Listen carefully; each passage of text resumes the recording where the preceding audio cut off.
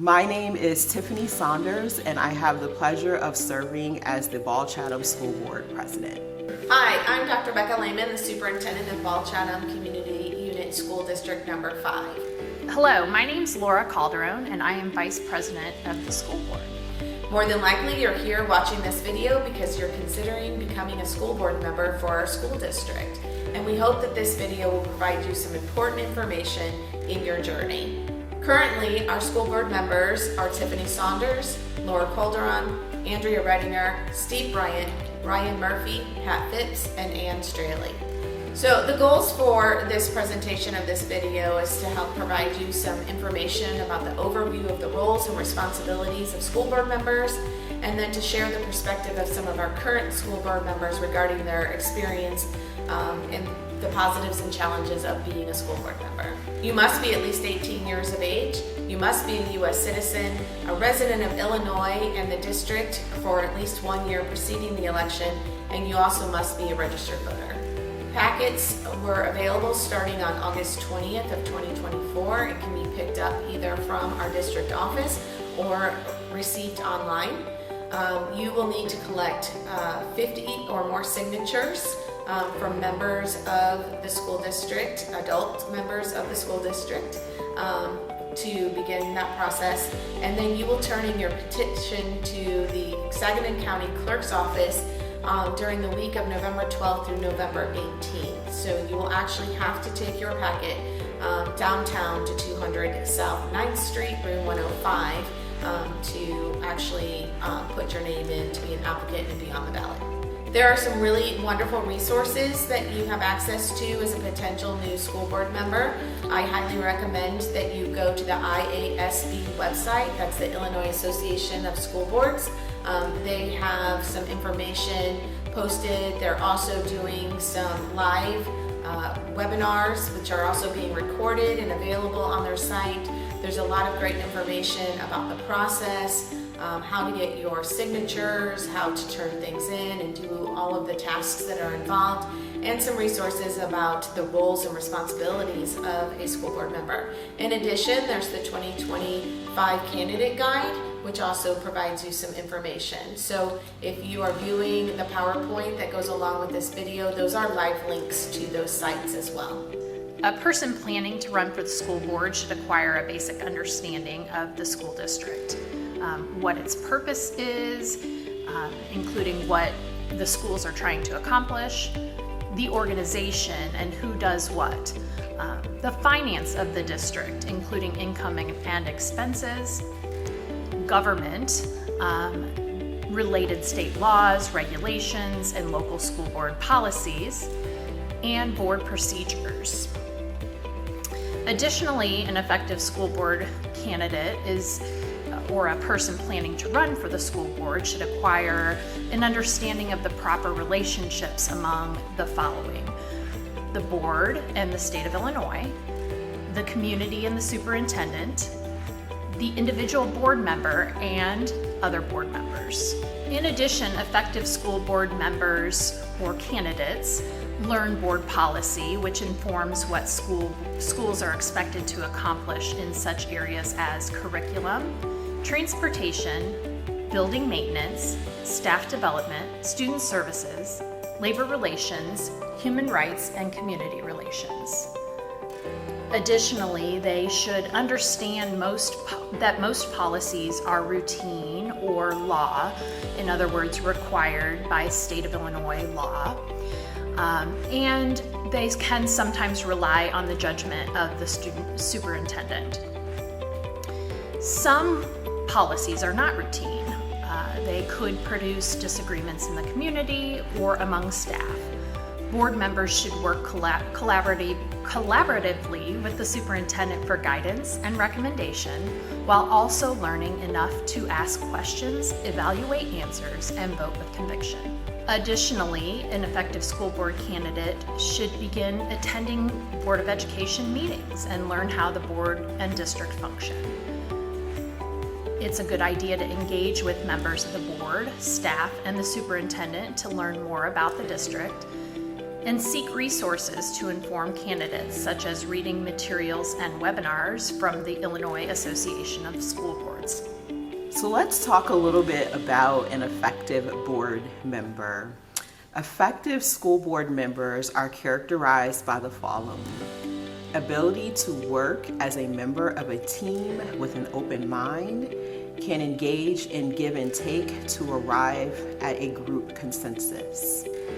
A willingness to spend the time required to become informed, to do homework needed to take part in effective dialogue at school board meetings.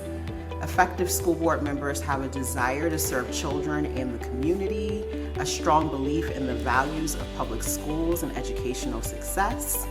And finally, an effective school board member has the recognition that the school district is a large operation and the board is responsible for seeing that the district is run by highly skilled professionals.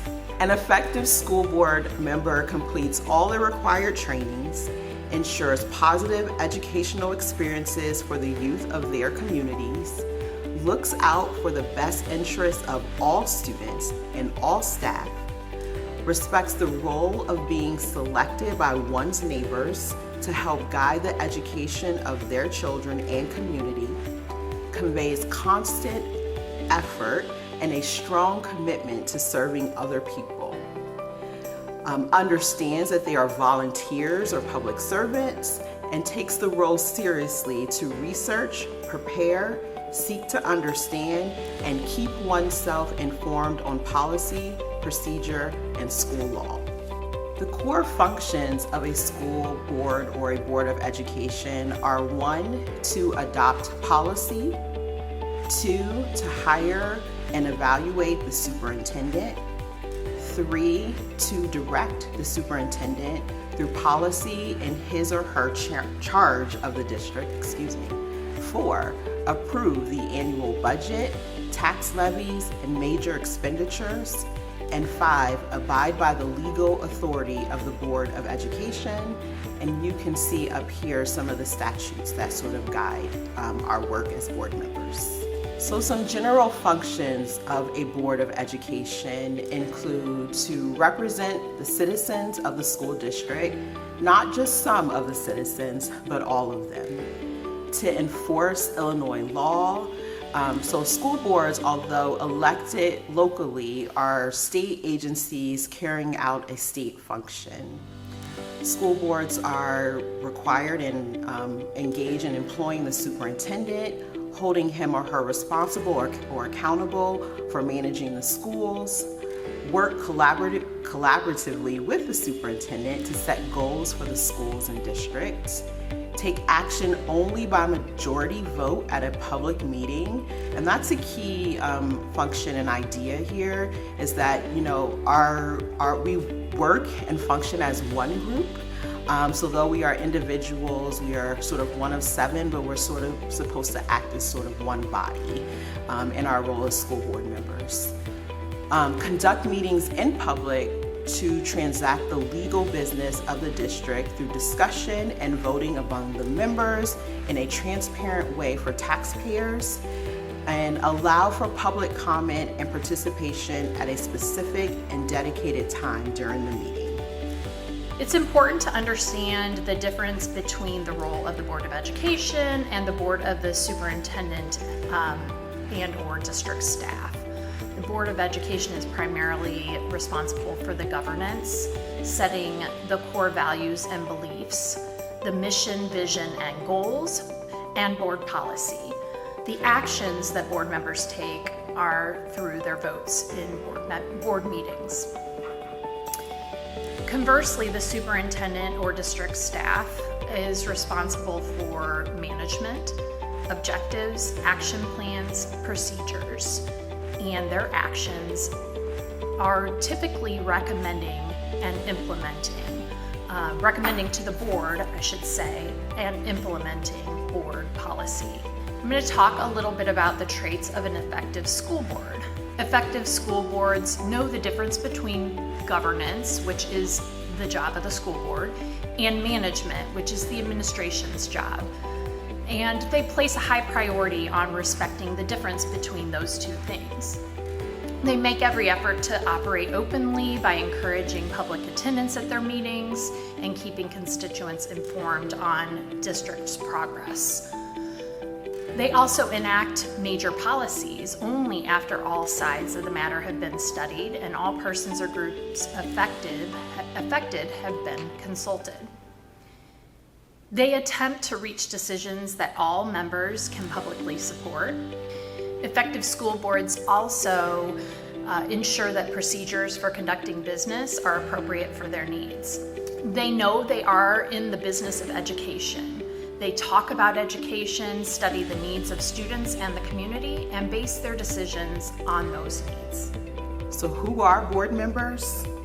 The best school board member may be you. Board members come from all walks of life. Board members are community volunteers. The ability to function as one of a 7-member governing body is not determined by gender, occupation, race, income, or social standing. Effective board members have often proven successful in their particular vocations and have demonstrated a genuine interest, concern, and passion for public school and community success. We are grateful for the service of our Board of Education members. As a school board member, when we are focusing as a team between the superintendent and the board, working on the 6 board goals that you'll see here. So goal one is to work to attract and retain a highly qualified staff and increase staff diversity. Goal 2 is to provide equitable opportunities and resources to lessen the achievement gap. Goal 3 is to develop and implement district communication plans. Goal 4 is to foster cooperative relationships with school and community groups and organizations. Goal 5 is to maintain long-term financial stability to meet our priorities. And Goal 6 is to develop and maintain building infrastructure short and long-range plans. As we come to the conclusion of this presentation, we hope that you reach out with questions. You can reach out to me or any of our current or past board members for perspectives on what it is like to be a school board member. And then if you have any logistical questions about how to apply in the application, again, you can reach out to me or the county clerk's office. Thank you for viewing this presentation, and we hope that you move forward as a potential school board member.